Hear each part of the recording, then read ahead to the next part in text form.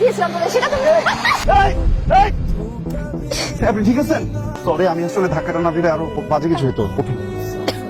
আপনি আপনি একটু ধরেন, আমাকে একটু ধরেন। তোকে একটা কথা বলবো, তোদের অফিসে একটা ছেলে আছে না, ওই যে তোর অ্যাক্সিডেন্টের পর আসলো, যে ছেলেটা খুব ভালো। তাই?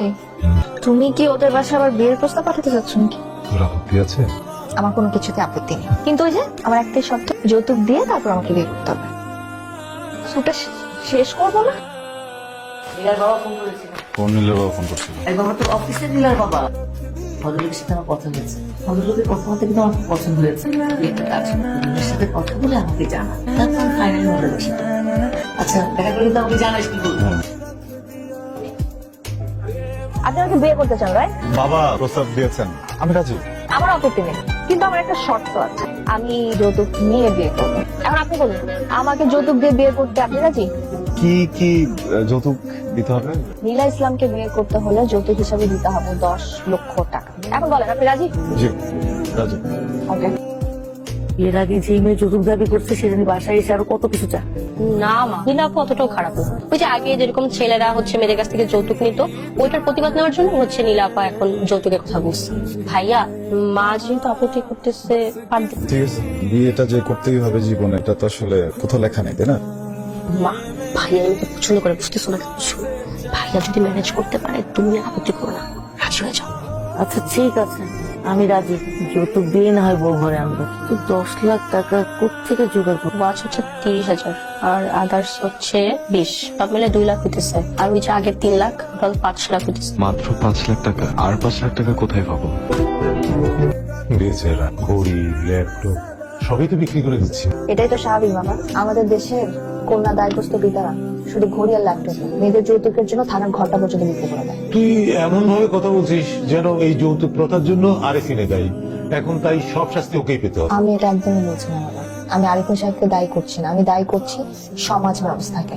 আমি সমাজ ব্যবস্থার বিরুদ্ধে প্রতিবাদ জানাচ্ছি। থাম থাম মারে, 10 লক্ষ টাকা অ্যামাউন্টটা অনেক বড় না? তুই এত নিষ্ঠুর হয়ে যাচ্ছিস কেন? আমি মোটেও নিশ্চয়ই হচ্ছে না। আচ্ছা বাবা, তুমি আমাকে বলো, আজকে যদি আরিফিন সাহেব আমার কাছ থেকে যৌতুক নিত, তখন পারতো এত নিখোঁজ করতে? তখন সবাই আরো মুখিয়ে থাকতো আরিফিন সাহেব তার শ্বশুর বাড়ি থেকে কি কি যৌতুক পেয়েছে সেটা দেখার জন্য। তোর কথা শুনে না মাথাটা একদম ধরে যাচ্ছে। ছেলেটা অসুস্থ হয়েছে, পারলে একবার দেখে আসিস।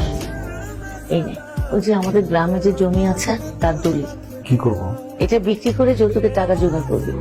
এই জমি জমিয়ে রেখে আমি আমার বৌমার মুখ না দেখে মরতে চাই না। আল্লাহ দিলে পরে অনেক আরো করতে পারবি।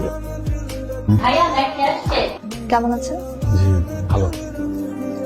আমরা বিয়ের ব্যাপারটা না আগাই, এতগুলো টাকা আপনার পক্ষে ম্যানেজ করা আসলে অসম্ভব। নীলা, টাকা জোগাড়ের ব্যবস্থা আমি করে ফেলেছি, এখন বিয়েটা ভেঙেন প্লিজ। আপনাদের বিয়ের আয়োজনটা তো একদম মাঝপথে থমকে গেল। আসলে আমি পুরো টাকাটা জোগাড় করতে পারিনি। একবার ভেবেছিলাম জমিটা বিক্রি করব, কিন্তু কিছু কারণে সেটা হয়ে ওঠেনি। আমি আপনাকে একটু হেল্প করতে চাই।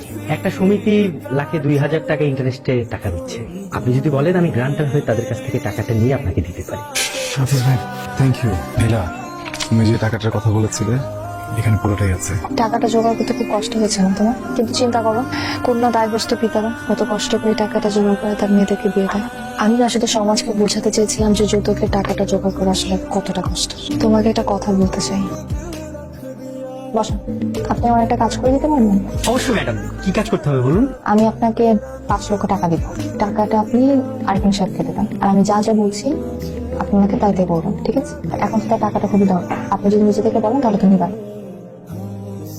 নীলা, এই কাজটা কেন করলে? কারণ তুমি টাকাটা জোগাড় করতে পারছিলে না, বিয়ে সবকিছু পিছা ছিল, এই জন্য শুধু আমি তোমাকে চেষ্টা করতাম আমার মতো করে, আমি আরেকটু চেষ্টা করলে কিন্তু জোগাড় করে ফেলতে পারতাম। আমি না ওয়েট করতে চাইনি আর কি। আমিও তোমাকে পছন্দ করতাম, তোমাকে পছন্দ করতাম বলেই আমার পছন্দের কিছুটা ভাগ আমি নিয়েছি। এই টাকাটা এখন কি হবে? আমাদের সন্তানের জন্য রেখে দিব। আমি খুব সিম্পল একটা বিয়ে চাই।